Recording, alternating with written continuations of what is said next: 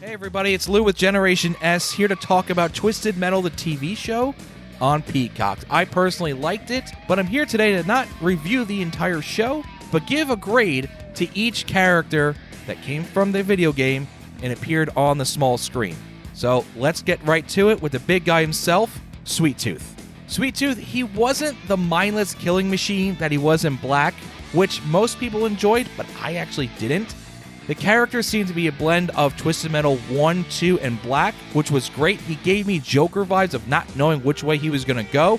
Was he going to be a mindless killing machine, or was he going to make you laugh and do a play like he's on Broadway? My favorite moment was not when his best friend, the paper bag, debuted. It was actually an Easter egg. If you look at the outfit he's wearing when he's performing for John Doe and Quiet, it looks like the outfit that he was wearing in Twisted Metal 3, which was a cool thing because Twisted Metal 3 and 4, they don't get a lot of love, but I did like this. Overall, Sweet Tooth gets an A for me. I thought he was a great character. I thought he was menacing and a joke, and that's the perfect blend of Sweet Tooth. Roadkill, John Doe, much like Sweet Tooth, was a blend of multiple characters. The amnesia is from Black.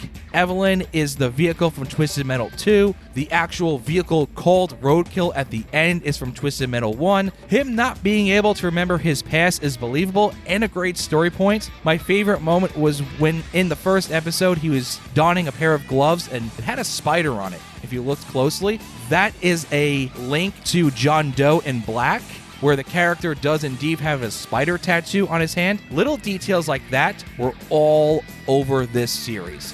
Overall grade for John Doe Roadkill, A-. Outlaw Agent Stone was a complex character, and his storyline was taken directly from Twisted Metal Black. They nailed that the character was riddled by guilt, and it was a believable, complex character. A character trying to do good, but obviously took it too far and abused his power. The acting was solid and believable by the former Spider-Man Sandman, and my favorite part of this was very simple when he picked up that teddy bear and you knew he did something bad.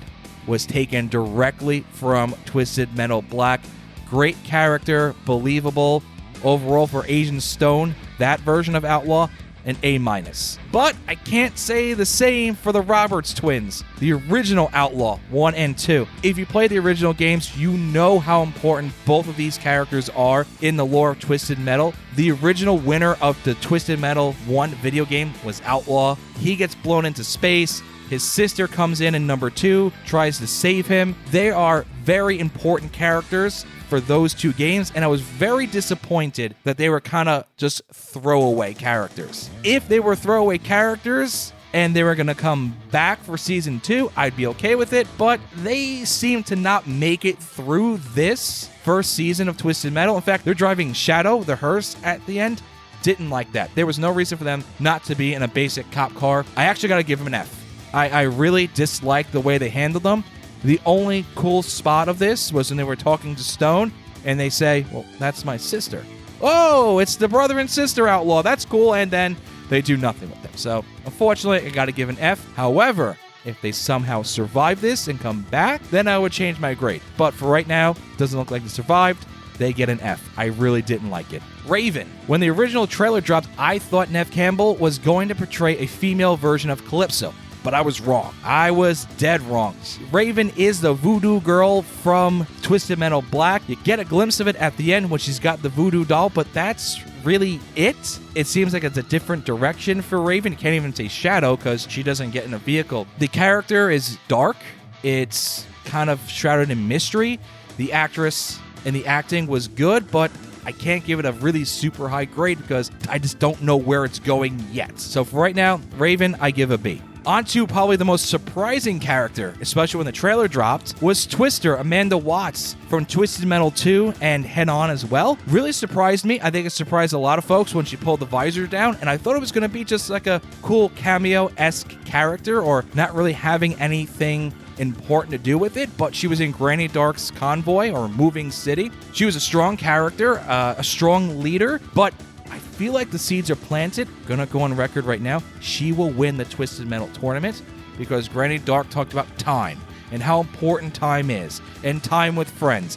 I think when the tournament happens, Amanda Watts, Twister, will win the tournament and reset the timeline. But if you play Twisted Metal 2, You know what's going to happen, or could potentially happen.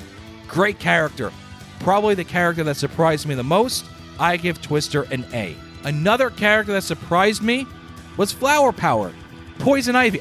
Not Poison Ivy. Amber Rose, that's her name, was probably one character that really nobody expected to be in this. Because again, who talks about Twisted Metal 3 and 4 in a good way? Virtually nobody. It was an interesting character, but it caught everybody by surprise. Coming from the not very popular number 3, it was cool. It was cool. Just seeing the little beetle bug outside, knowing who it was, they made her kind of a twisted, no pun intended, character. I liked it. B- grade for Flower Power, Poison Ivy. I thought it was interesting, and we'll see where it goes. Mike and Stu, who kind of drive Hammerhead. I guess at the end, maybe it's just a Jeep version of it. Anyway, in Twisted Metal 2, Mike and Stu drive Hammerhead, the monster truck, but it's a perfect example of two characters that most directors or producers would change their names for no reason. Instead of Mike and Stu, they would say it's John and Jim. There's no reason to change the names, but it was cool. They did. They're completely different than their Twisted Metal 2 counterparts. I like them. Don't know where it's going to go, especially if you stayed at the end of the season finale episode. Make sure you stay tuned. There's a scene at the end. Not going to spoil it because a lot of people didn't watch it, but it was cool. I liked the interaction with Sweet Tooth. It was funny. Overall, for them, I would give them a B-. Bloody Mary, this character absolutely stole the episode she was in my eyes. Bloody Mary was the version from Twisted Metal Black, and they portrayed her as this crazy, jealous, mad woman perfectly. Just like the way she was portrayed in Twisted Metal Black, I'm 100% certain she is not dead in the series, and when she eventually comes back to be in the tournament and she gets face to face either with John Doe or with Quiet, she's going to say something to the effect of, "You look scared, like you've seen a specter or something." Fantastic stuff. A-, even though she was a very minor character, A-, loved it. Preacher, Brimstone, Twisted Metal Black, kind of a controversial character from what was taken out of Black. If you don't know what I'm talking about, when we're done, give it a Google.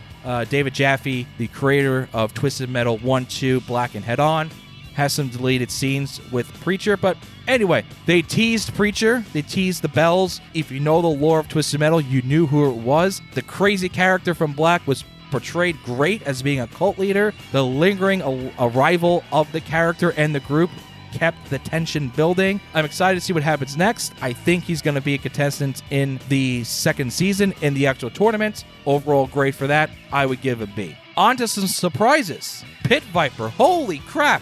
Did not expect that name to get dropped. And I get it. It was a quick thing. It was a quick cameo-esque kind of reveal of a character. But from the original Twisted Metal, she is the only character that has never appeared in another game. And here she is getting her, 15, 20 seconds of screen time. But it was really important. She was a mole, so to speak, for Agent Stone, Outlaw, and the cops. So if Agent Stone is gone, if the Roberts twins are gone, I can see Pit Viper being a contestant in Season 2. I can't give it a high grade because she didn't really do anything, but just for having her and where it could go, I would give her a C. Mr. Slam. I get it. The Milkman bar is weird, but this is not how I envisioned Mr. Slam. He has a name because he smashes things with his thing. Let's just leave it at that. At least he was wearing the construction worker vest, but no. F, stupid. I didn't like it. It's going to leave it at that. What I did like, though, I can't even give a grade for this. Pizza Boy and Petunia from Twisted Metal 4. Talk about obscure characters that nobody really liked. Just the way they put them in by, addressing the camera, addressing everybody else. That's cool. I like that. That was great. Another great thing was, can't really give it a grade, Granny Dread. Talking about knowing your Twisted Metal history, 2 big thumbs up for naming a character after a canceled one from Twisted Metal 2. For those that don't know, Darkseid was cut from Twisted Metal 2 and the character was supposed to be driven by Granny Dark. Twisted Metal 3 created Granny Dread to be the driver of Hammerhead. So it was very cool to see a deep piece of Twisted Metal history come together. I give an A for the character, for the writers, the producers, and everybody involved. And if you're like me and you've downloaded Twisted Metal 1 and 2 on PS4 or PS5, when you're in the menus, you can see Darkseid in the menus. It's not like it's hidden. The truck is literally there. So it was cut, and this nod to Twisted Metal 2 and 3. Fantastic. And we're going to end with the Dollface gang. I was thinking to myself, as the series was going on, it feels like Sweet Tooth is getting a gang together, and then Preacher has a cult. I'm like, it feels like the 2012 video games coming together with gang warfare. And there we go. So now you got the Dollface gang, and Sweet Tooth's gang, and Preacher's gang. Maybe that's really looking to a season 3 if they really like the show that much. Can it go to 3 seasons? Who knows? But it was an interesting twist at the end. I really liked the series, but I wanted to do this because I'm a fan of the game. I'm a fan of all Twisted Metal games, yes, even 3 and 4, and Small Brawl. So I was cautious with the characters and how they were going to be portrayed in this, but I was very, very relieved with almost every character except for the Outlaw twins.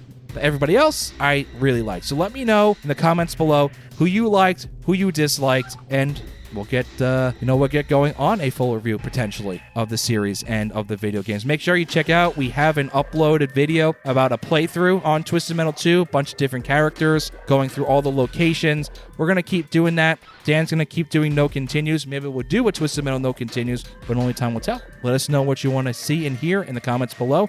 Not just about Twisted Metal, but anything from the 90s and 2000s. Thanks for tuning in here on Generation S, and we'll catch you down the road next time.